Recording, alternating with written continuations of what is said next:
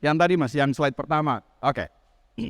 Terima kasih, selamat pagi Bapak Ibu semua.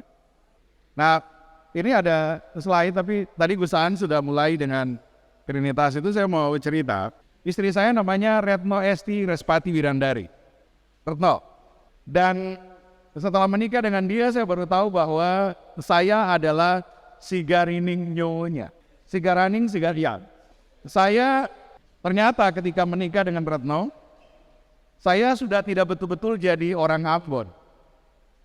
Dan tentu tidak Ambon-Amboni.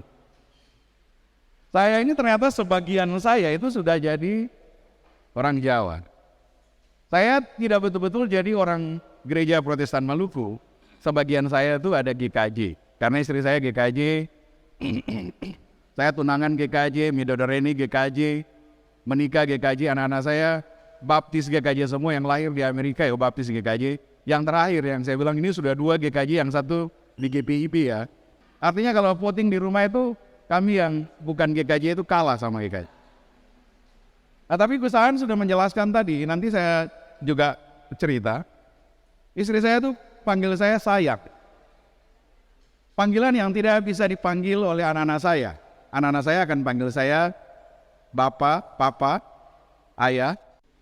Mama saya itu panggil saya Nyong.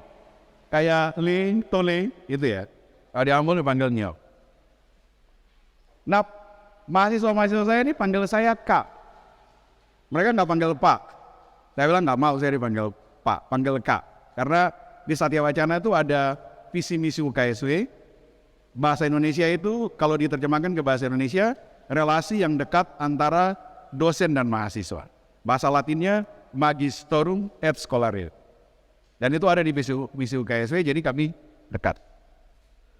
Nah, pertanyaannya apakah saya yang tadi dipanggil sayang, saya yang tadi dipanggil Papa atau Dedi, dipanggil Nyong itu, dipanggil Kak, apakah saya 4 orang yang berbeda? Enggak kan? Satu orang dengan 4 fungsi yang berbeda. Anak saya itu harus saya ajak doa malam, pagi sudah naik mobil, harus berdoa di mobil, nyanyi Bapak terima kasih, baru kemudian berangkat ke sekolah. Mau keluar dari mobil harus dicium dulu, baru berangkat. Mau tidur malam harus dicium dulu sebelum tidur. Supaya dia punya gambaran tentang Bapak yang baik itu seperti apa. Supaya kalau dia tidur dengan senyum, mendapat gambaran tentang Bapak yang baik itu seperti apa. Jadi saya dengan dia itu, dengan anak-anak saya, fungsinya adalah saya menjadi Bapak yang baik. Dengan istri saya, dia panggil saya sayang, setiap malam kalau mau tidur ya harus dicium. Ciumnya beda tapi kan. Mau kerja harus ikut didoakan, pagi di mobil didoakan dulu, saya antar ke bis karena dia di Rumah Sakit Panti Waluyo di Solo. Dia harus saya antar di mobil, berdoa selesai, dia ke bis, saya pulang antar anak-anak ke sekolah. Sore saya jemput lagi. Fungsi sayang istri saya juga dengan saya berbeda kan. Mama saya itu setiap hari harus telepon, setiap hari telepon. Karena merasa harus cek anak-anaknya satu-satu. Setiap hari itu pasti telepon sedikit-sedikit. Fungsi saya pada mama saya juga fungsi yang berbeda. Sebagai anak yang harus sesibuk apapun harus angkat telepon mama saya. Karena nanti bapak saya sudah meninggal, nanti satu waktu kita tuh kangen suaranya. Ya, mau dulu nggak pernah ditelepon pun kita sibuk, kadang kita reject. Satu waktu kita kangen sekali dengan suaranya. Pokoknya sejak saat itu, mama saya telepon mau ada rapat apapun, saya pasti angkat dulu. Mahasiswa tadi saya yang keempat tadi, mereka sering datang ke rumah, saya ajak belajar di rumah disediakan minum sama istri saya biasanya. Fungsi saya berbeda, saya tuh 4 orang atau cuma 1 orang sebenarnya. Saya fungsinya banyak kan, tapi saya bukan 4 kan, saya hanya 1. Nah, teman saya di Amerika, dulu waktu anaknya lahir, dia bilang, Ishak, ketika anak saya lahir, saya berhenti menjadi anak bapak saya. Saya bilang sama dia, nggak bisa, kalau kami nggak bisa. Ketika anak saya lahir, saya tetap menjadi anak bapak saya, sampai bapak saya meninggal, saya tetap menjadi anak bapak saya. Mengapa begitu? Karena konsepnya sangat individualis, memahami sesuatu secara terpisah-pisah. Tidak bisa memahami secara kolektif seperti kita. Hubungan dengan suami saya atau suami menikah di awal yang harus disiapkan, kalau kita harus siapkan itu undangan. Saya waktu menikah saya cerita sama teman-teman tadi, bukan cuma cek wetonnya apa, untuk cek supaya tahu wetonnya bisa atau tidak. Saya harus dicek dulu, disuruh kirim tulisan-tulisan saya untuk cek apakah saya ini bisa menerima saudara-saudara yang muslim di rumah atau tidak. Ada mbah waktu itu yang muslim di rumah, ada om yang juga tinggal sama bapak ibu di rumah, ada om yang ustadz di Bogor yang kalau datang lebaran itu kami harus sungkem semua. Di usia saya yang ke-40 waktu itu, orang bilang life begins at 40, hidup itu dimulai dari tahun umur 40, karena itu umur 40 sangat penting. Bapak mertua saya, majelis gereja Yodiningratan sudah siap, ini mau berdoa karena umur saya 40. Saya bilang, yang berdoa ini nanti Om Anto, Ustadz dari Bogor. Ustadz berdoa di umur 40-nya pendeta. Nah, bagi orang di Amerika, yang dipersiapkan di awal adalah surat perjanjian cerai. Jadi waktu menikah itu nanti kalau cerai, kita harus bagi hartanya seperti apa. Ini mau menikah atau mau cerai? Ya toh? Mertuanya itu dipanggil, kalau namanya Richard dipanggil, "Hai Richard." Di sini saya nggak bisa panggil nama bapak mertua saya, "Hai Bambang," nggak bisa. Saya bilang, "Kung, pripun Kung." Bahasanya juga beda. Di Amerika orang bilang di cara berpikir seperti orang-orang di Barat, terutama di Eropa, di Amerika Utara, di Eropa Barat, termasuk konteks di mana Trinitas itu berkembang. Cara berpikirnya adalah tadi, in-law, relasi kita dengan orang lain itu, relasi dengan mertua itu, ya sebatas hukum di atas kertas. Bukan relasi yang betul-betul melekat pada hati, karena pendekatannya sangat individualis. Cara berpikir mereka dengan cara berpikir kita berbeda. Cara pikir kita tuh bisa menggabungkan segala sesuatu sampai makanan yang paling enak saja itu kayak loteng, itu kan dicampur ya di saat. Kalau cara orang makan di Barat itu nanti yang ini dipisahkan, jarang disatukan jadi satu. Nah kita dari cara makan itu kita sudah, kolektivitas kita tuh sangat luar biasa. Kemudian karena itu memahami Yesus sebagai Tuhan dan Juru Selamat tadi dalam konteks dalam konteks Trinitas itu sebenarnya bisa menjadi sangat gampang bagi saya. Tidak usah pikir jauh-jauh, pikir saja relasi saya dengan anak saya, dengan istri saya, dengan ibu saya, dengan mama saya. Itu kan saya satu dengan fungsi yang berbeda-beda. Mungkin terjadi. Kalau mau dijelaskan dengan cara yang sangat rumit itu sulit sekali, karena memang relasinya tuh seperti itu. Tadi yang pakai istilah Gusahan 100, saya ini 100% saya sendiri, 100% bapak dari anak-anak saya, 100% suami dari istri saya, 100% anak dari mama saya, 100% mahasiswa dosen dari mahasiswa saya. Sama, fungsi saya berbeda. Masalah kita apa? Tadi Gusahan sudah jelaskan sedikit.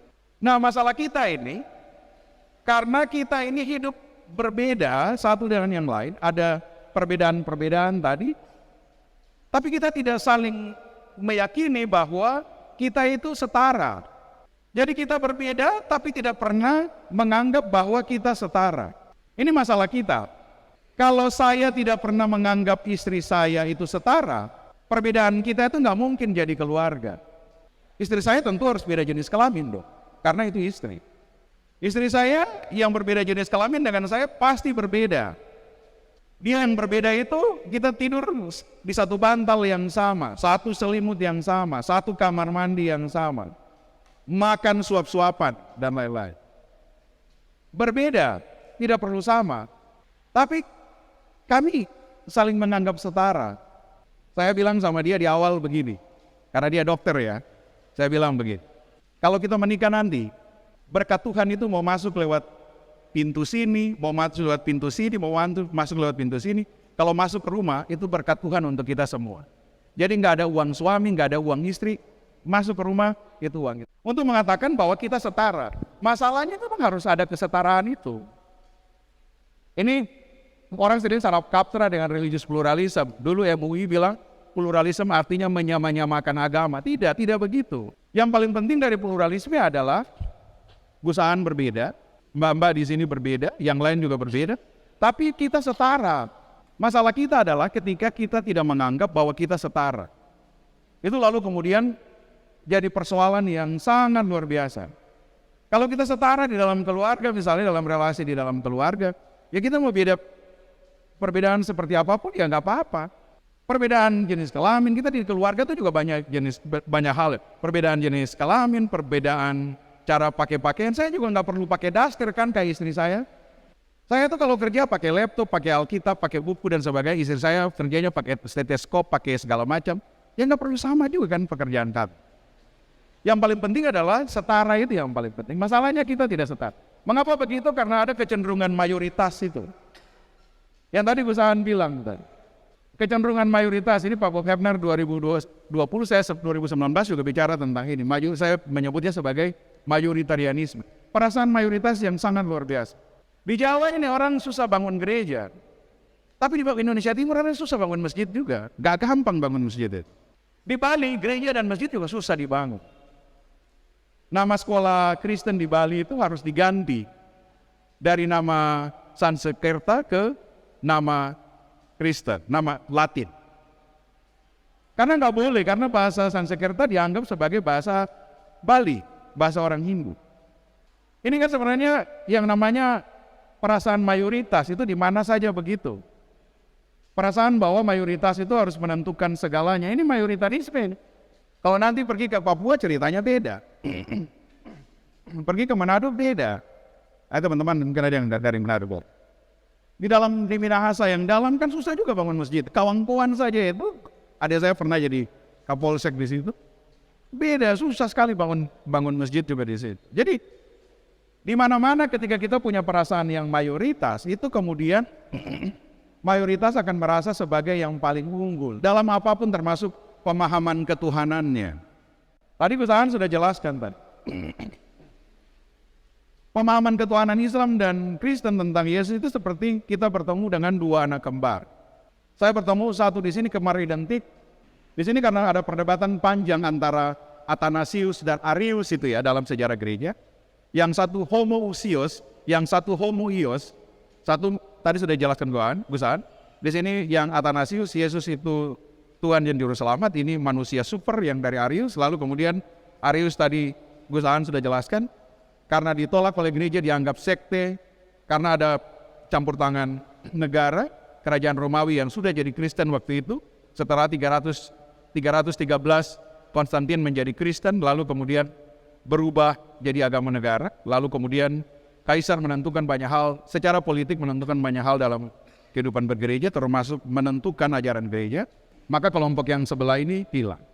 Nah masalahnya tadi betul saya setuju dengan Gus Aan.